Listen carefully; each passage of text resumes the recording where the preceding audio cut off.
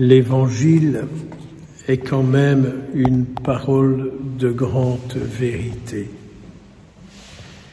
Quand j'entends cette page d'Évangile, que je vous cacherai pas que j'aime bien quand Jésus parle de ce pauvre qui est là, qui n'a rien, si ce n'est que son chien ou les chiens. Je pense à combien de personnes aujourd'hui qui, pour toute compagnie, ont un animal. Et l'animal est le seul qui est proche d'eux dans ce qu'ils vivent. Que ce soit des clodos en rue, que ce soit des personnes seules chez elles, on peut les critiquer parce que la nourriture des animaux coûte cher. Il y a toujours des bien-pensants qui babellent là-dessus. Mais quand je vois que ces gens ne reçoivent de l'amour que de leur animal, et des autres qui les regardent des commentaires et des jugements.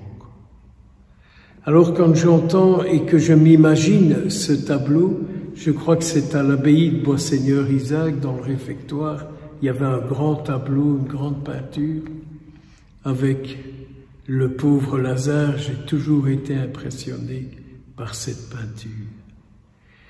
Et de penser à tous ces gens qui ne reçoivent de l'amour que de leur bête, que de leur animal à quatre pattes, quoi. Et des autres qui se permettent de les juger. C'est la situation de cette page d'Évangile. Et comme le Seigneur sait ce que chacune de nous vivons, et qui sait aussi les attentions que nous recevons, car vous avouerez qu'on n'est pas toujours plein de bonnes intentions envers tout le monde. On est plein de bonnes intentions vis-à-vis de ceux qui nous plaisent, de ceux avec lesquels on est en accord, de ceux, oui, qui nous plaisent. Et puis, il y a tous les autres. Et puis, il y a tous les autres. Et je m'imagine dans cette page d'Évangile la tristesse du ciel vis-à-vis de ce pauvre Lazare et de tous les pauvres Lazares d'aujourd'hui. La tristesse du ciel de se dire, mais ils ne reçoivent l'amour de personne. Je ne trouve personne à envoyer pour les aimer. C'est terrible, vous savez ça. Que de fois je m'imagine notre Seigneur et tous les saints et les anges du ciel de dire, mais qui pourrions-nous envoyer pour aimer cette personne, pour qu'elle n'ait pas besoin de faire la manche? Vous allez dire, oui, mais ce sont des profiteurs, oui, mais ils abusent, oui, mais ceux-ci, ils n'ont pas besoin de boire. Et vous avez déjà vu toute la panoplie d'expressions que nous pouvons avoir vis-à-vis des gens qui font, ne prenons que cet exemple-là, qui font la manche. Et c'est alors que notre Seigneur Jésus s'adresse, que Dieu s'adresse à ce riche avec lequel le ciel n'a rien pu faire sur la terre. Moi, je pense souvent à tous ces riches avec lesquels le ciel n'a rien pu faire sur la terre. J'ai un jour fait une homélie comme ça, dans une paroisse de l'Aisne, et à la sortie, je me suis fait ramasser par 2 personnes qui m'ont dit « Vous nous avez jugés ». Et vous me connaissez assez pour savoir que je ne me laisse pas faire. Et j'ai répondu à ces gens-là, « Moi, je ne vous ai pas jugé. J'ai essayé de vous mettre en vérité devant le ciel. » Une de ces deux personnes est partie en claquant la porte, mais la porte de l'église tient toujours. Mais donc, vous voyez comme c'est difficile d'entendre une attitude de Dieu vis-à-vis d'une attitude humaine, quoi.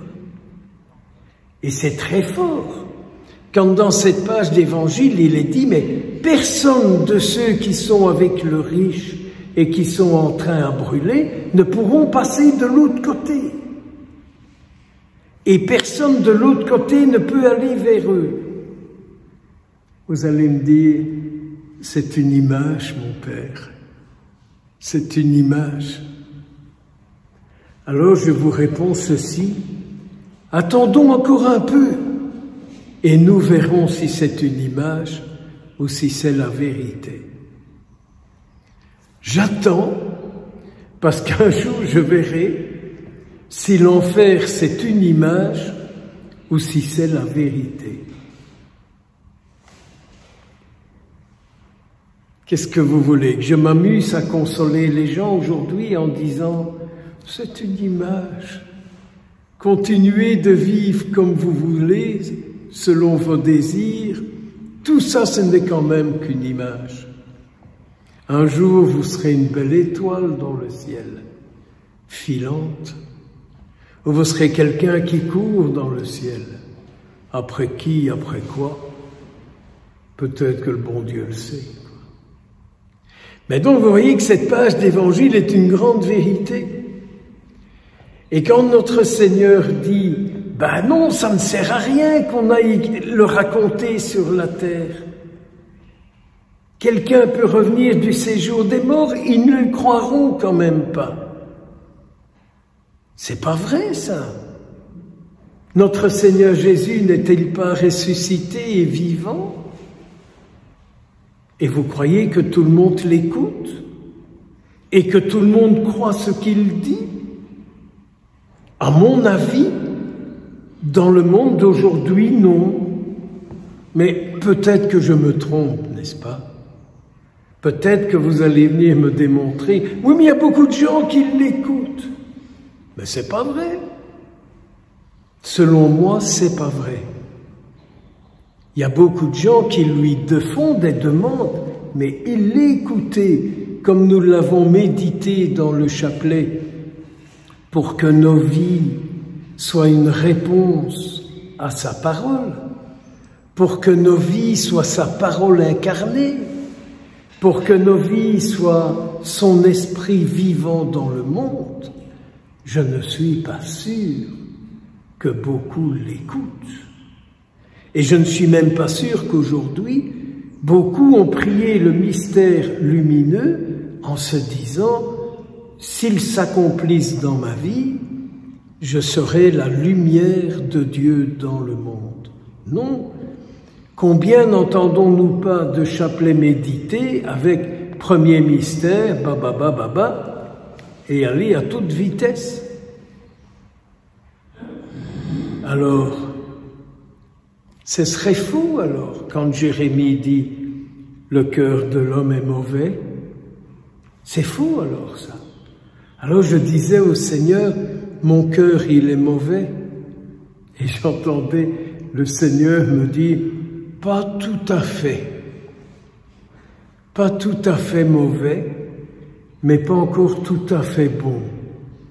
Mais continue, ton cœur deviendra de plus en plus meilleur. Continue de me fréquenter, accepte que je vienne transformer ton cœur et je le rendrai de plus en plus semblable au mien. » Écoutons le Seigneur, nous qui faisons l'effort d'être là chaque jour. Écoutons le Seigneur. Le prophète ne dit-il pas « Béni soit l'homme qui met sa foi dans le Seigneur, dont le Seigneur est la confiance. Il sera comme un arbre qui a de bonnes racines. » Eh bien oui, plongeons-nous dans la vie du Christ, plongeons-nous dans la vie de Dieu, et vous et moi, nous serons des hommes, des femmes dont les racines sont divines. Au nom du Père, du Fils et du Saint-Esprit.